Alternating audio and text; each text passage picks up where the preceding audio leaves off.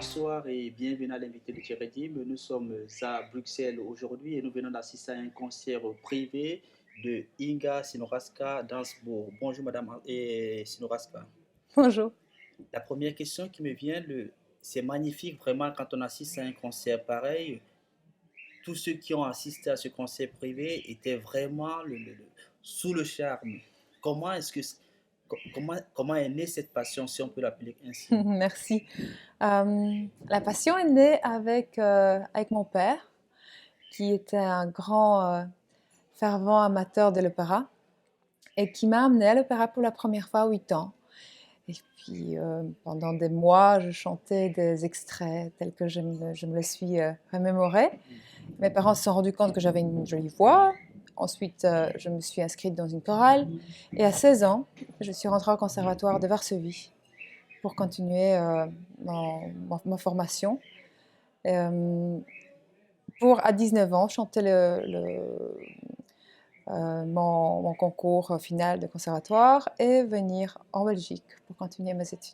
Alors, pour la grande majorité quand même des cantatrices, il faut le noter, il y a toujours un passage vers la chorale. Est-ce que c'est quelque chose d'obligé ou alors pourquoi toujours la chorale, vous passez toujours par la chorale?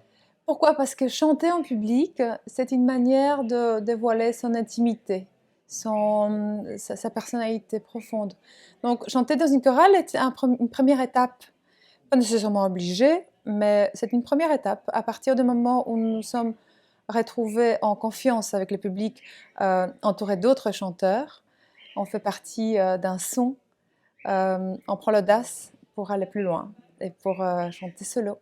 Alors, c'est en Belgique que votre talent a pu vraiment pu s'expatrier, c'est-à-dire se mettre au grand jour.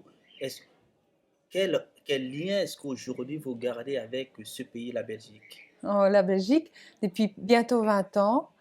Et pas seulement mon pays d'accueil, c'est devenu mon pays tout court parce que je suis devenue belge il y a quelques années, mes enfants sont belges. La Belgique, j'ai choisi la Belgique simplement parce que pendant mes études secondaires, j'ai rencontré des gens formidables dans ce pays. Et lorsqu'il fallait choisir un pays pour continuer mes études au conservatoire, dans le conservatoire supérieur, à 19 ans, je pense que c'était plus facile de partir dans un pays où j'avais déjà des yeux familiers, des sourires familiers, plutôt que de partir à Paris, à Londres, où je connaissais personne. Alors, quand on voit toujours une cantatrice professionnelle, on n'imagine pas que derrière, il y a tout un travail qui se fait pour votre voix. Par exemple, vous, comment est-ce que vous travaillez la voix? Eh bien, la voix, c'est un peu comme un muscle, sauf qu'il n'y en a pas un, il y en a plusieurs. Il y a des cordes vocales, il y a le muscle du ventre, il y a le dos. En fait, tout le corps participe dans la production d'un son.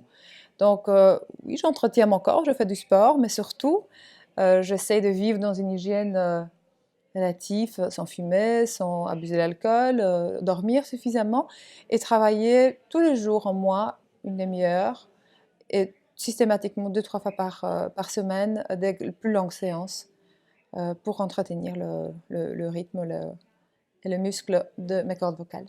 Alors, ce soir, c'était quand même un concert assez privé avec très peu de personnes autour. Mais lorsque vous êtes, par exemple, dans des grandes salles, comment est-ce que vous réussissez à savoir que ce public est acquis? Comment est-ce que vous réussissez à transmettre cette émotion avec le public? Eh bien, le public n'est jamais acquis et c'est très stimulant de le savoir. Je dois vous dire, c'est plus difficile pour moi de chanter en petit comité comme ce soir, devant 80 ou 100 personnes, que devant une plus grande salle avec plusieurs centaines d'inconnus. Mais peu importe s'il y a beaucoup de monde ou pas, les publics et moi, nous créons un lien. À partir du moment où le son, la vibration, nous sommes une vibration, le son l'est aussi, euh, on est connecté. Que le public aime ou n'aime pas ma performance, en ce qui me concerne, sur scène, je ne me pose pas la question. Je suis en communion avec les gens qui sont là.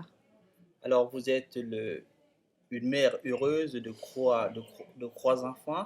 Est-ce que vous pensez que c'est quelque chose qui se transmet de mère aux enfants.